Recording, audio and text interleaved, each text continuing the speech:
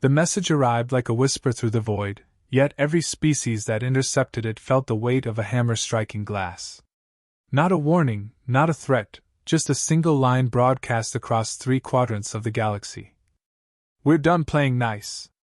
For millennia, humans had been the quiet ones. Traders, miners, diplomats, the kind of species that never drew attention. Their ships were slower, their weapons underwhelming, their manners irritatingly polite. The Zalari laughed at them. The Vroxy shrugged. The Emeri wrote them off as harmless background noise. And then, one cycle ago, humanity disappeared. Outposts went dark. Convoys vanished. Space stations once bustling with human crews drifted empty, abandoned like toys. The galaxy assumed piracy, sabotage, internal collapse, even extinction. They were wrong. When humans returned, it was with a kind of fire no one expected. Not flowers, not speeches, not demands, fire. Entire fleets blinked out of existence without warning. The humans didn't chase, didn't negotiate. They struck, and then waited. Observers scrambled to understand their tactics, but the humans were always a step ahead, faster than sublight, coordinated without chatter, precise, and utterly merciless. Admiral Kale of the Vroxy High Command learned the truth the hard way. His flagship, Pride of the Fleet, had been lured near the Sauron Rift. He expected a skirmish. Instead, human ships erupted from jump space in impossible patterns.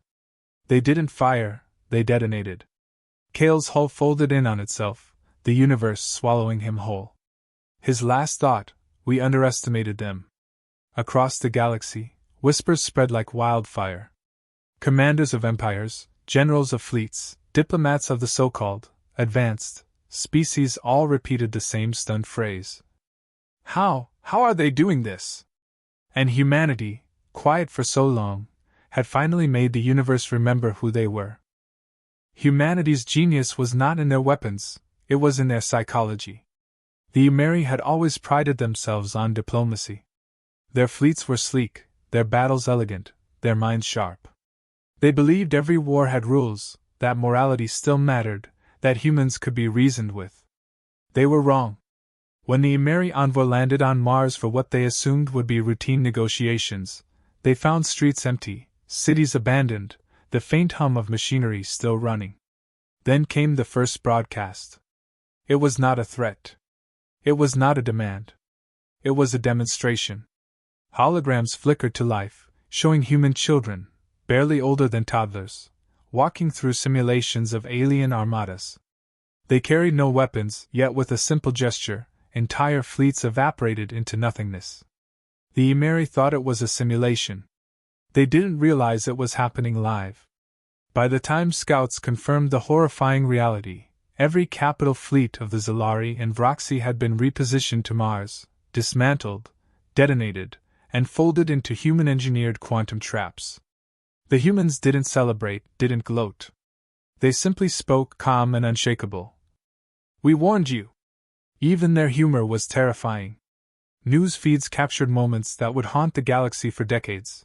A human diplomat calmly sipping tea while a fleet of Vroxy warships detonated above the horizon. A human soldier winking at a recording camera as a black hole, artificially engineered, swallowed an entire mining colony used for slave labor. The message was clear. Humans didn't just fight, they rewrote the rules of engagement. They played chess while every other species was still struggling with checkers.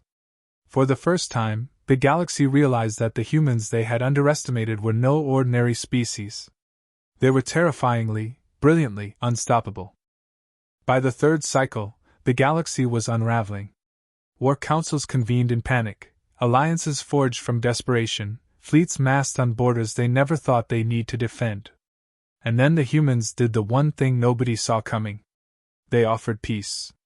The representatives of the galaxy's mightiest empires gathered on orbit above Titan, expecting negotiation, pleading, bargaining. They had studied human history, watched their fleets, tried to predict their tactics, but none of it mattered.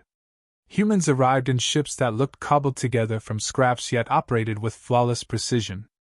Their leader stepped forward, a veteran whose eyes had seen war unfold across systems no one else could imagine.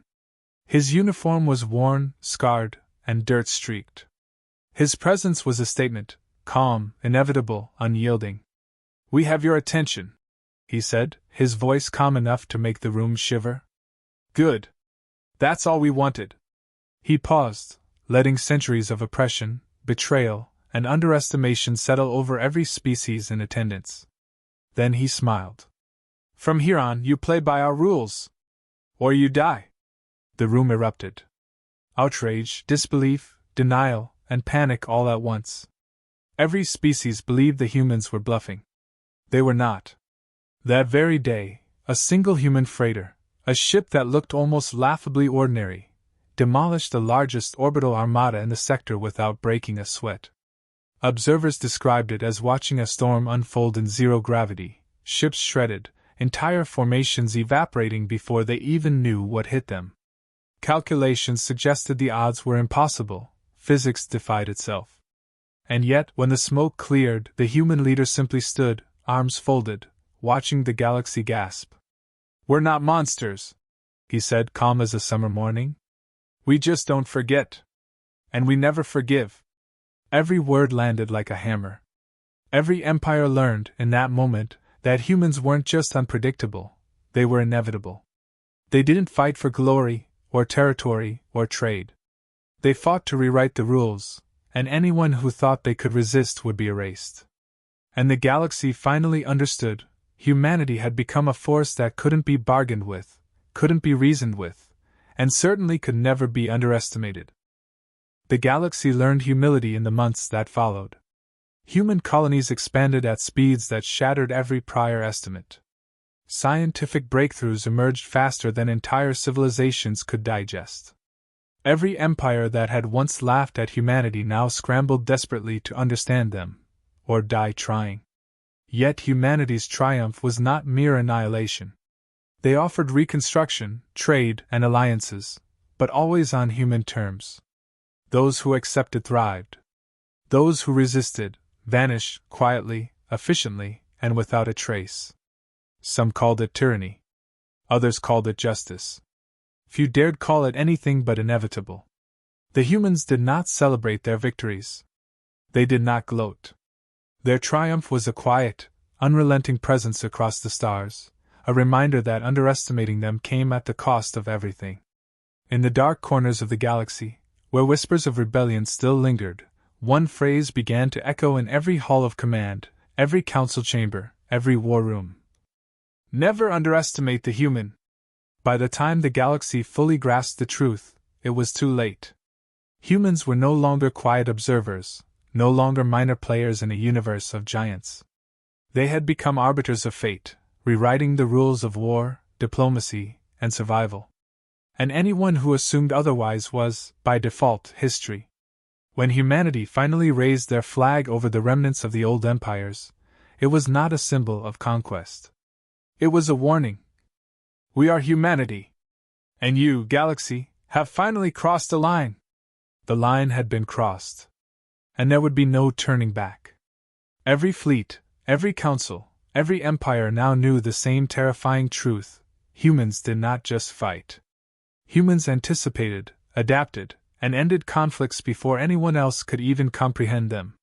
They were the reckoning the galaxy had ignored for far too long, and now, the galaxy would never forget.